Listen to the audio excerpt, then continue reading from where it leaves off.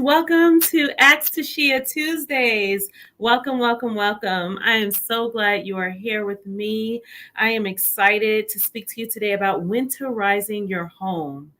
Winterizing your home is so important. As the weather changes, it gets colder outside. You want to make sure you protect your investment as much as possible. So, I got a couple of notes, so I will be reading my notes and looking down to make sure I don't miss anything for you. The first thing is preparing your plumbing. So when you think about plumbing, water, you think about what could be affected in regards to your plumbing, and it's your pipes. You have to make sure you prepare your pipes by winterizing them.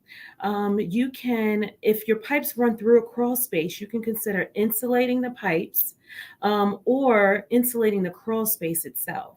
So that's one thing, is insulating those pipes. It really, really makes a difference.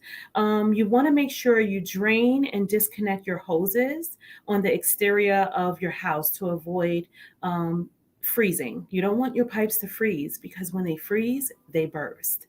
And it can be an expensive repair. So you guys make sure you are draining and disconnecting your outside exterior hose. Okay.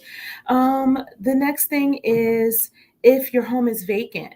I have some clients, then some people that might have a vacant home during renting it out, and at the moment it's vacant and it's winter, right? You want to make sure you put some important things like sensors in the house, so that way the sensor can alert you. They have these cool things where you can place it on a floor. It alerts you if any water is leaking on the floor. And they have other things where you can wrap the pipes. Like you can wrap the sensor around the pipe, and it can tell you if it is like freezing or like it needs attention. So really, really cool sensors for vacant homes as well. Let's see. The next thing I have for you is cleaning out your gutters and clearing the roof. So you want to make sure the fall leaves is cleared out of your gutter. You want to make sure that's cleaned out to allow the flow of water when it snows, it rains. You want to make sure that's flowing down your extension pipe correctly. And leaves can cause blockage. Leaves can go down into the pipes and cause blockage. So you want to make sure after your fall leaves, those pretty leaves are done falling, or even in between, you want to make sure it's cleared out. Okay. Um, let's see. The next one I have for you guys is insulating your attic. We kind of mentioned that if your pipes ran through the attic for plumbing wise, but just in general, insulating your attic is really, really helpful as far as the venting and keeping your heating bill down. So you want to try and insulate your attic, and in the winter, when you after you're done insulating, you can always like loosen it up if you wanted to. But that really, really helps with your heating bill. So think about insulating your attic. The next thing I have for you is your heating system. So I know that during the summer, you guys probably paid attention to your AC and you serviced your AC. But now you need to service your heating system. They're two separate components. So you want to definitely have the HVAC professional come. And usually I like to have my heating service way before winter hits. So in a good September, October month, I would have my HVAC unit serviced to make sure all the heating components are good, because you don't want to be in a situation where you are now in the winter and you need your heat and something's wrong, right? So you want to definitely try to have an HVAC professional come and check out your system. Another thing is having your HVAC service will also help in your bills, your utilities, making sure your heating is running and you're not running too much. You want to make sure that works as well, right? So the next one I have is adjusting your thermostat. This is a good one. Sometimes we don't pay attention in adjusting our thermostat from what we've had in the summer and fall months to now adjusting it to adapt for the winter months. And another cool trick is adjusting the damper. Like that damper will allow heat to rise versus the heat coming all the way down. But in the summer months, you want your heat, like you want your AC to, circulate like your lower level versus the AC circulate in the top level. So yeah, pay attention to your dampers. The HVAC professional would definitely walk you through that as well.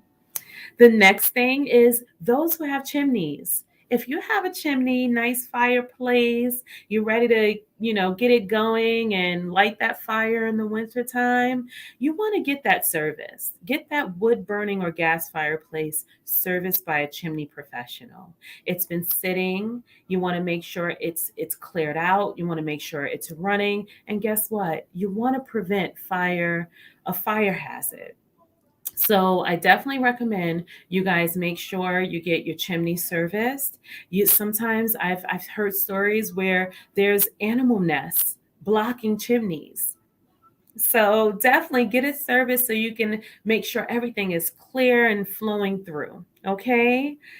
I also I wrote down checking for drafts.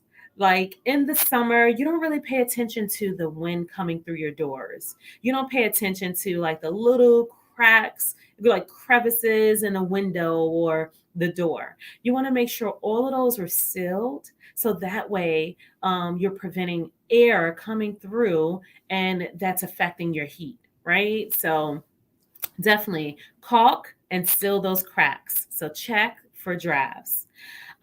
Especially in a vacant home, the drafts and leakage could make it more worse when it comes to letting the air out, the heat out when you're trying to keep your vacant home warm, right? Another thing I have for you guys is rodents. You want to keep the rodents out, right? So you want to make sure you're sealing those holes, any holes. You want to, again, get those weather strips. So that's going to help with the draft, but it's also going to help with rodents. Weather strips around the doors and windows. You want to eliminate any entry point for the small animals or insects because this is their time. This is their time to find something warm because it's getting cold outside for them. So you want to make sure all of that's taken care of. I also have that in a vacant home. One thing that I remember is the pantry. Um, Clients would sometimes they'll have food in pantries of a vacant home. So you want to make sure that all of that is cleared out. There's no signs of food and anything that will attract pests. Okay. So I hope this so far is helpful for you guys. I have a couple of more for you. The next one is your plants. So it's so funny because I just pulled my outside plant inside because it started to die because it's getting so cold. And I'm not a green thumb, but this one plant is doing well. So I think I'm getting there. So if you go away on vacation or anything like winter is coming, all of your outside plants need to come in to keep them alive. You got to bring them in. So if the house is vacant and there's any house plants still in the house, just make sure they're all watered and make sure they're, taken care of inside the house. But anything outside, bring them in because the winter will kill them. They will die. Your plants will die. Okay, the next one is having monitoring installed and updated. I mentioned earlier there are nice sensors called water leak sensors and automatic water shutoffs, and it can save your house from massive damage due to a burst of a pipe. And there's so many other tools. Look it up, check it out, and I love having those safety tools in the house, especially if vacant or you're going away. You want to make sure you have some smart home devices. Okay, so guys, that is it on winterizing your home. I hope this was helpful. It was nice, short, and to the point. I have to run. I have a lot of business to take care of, but I will be in touch with you guys next Tuesday. And maybe, hey, I might come in with some more content throughout this week. Okay, I'll catch you guys later. All right, bye.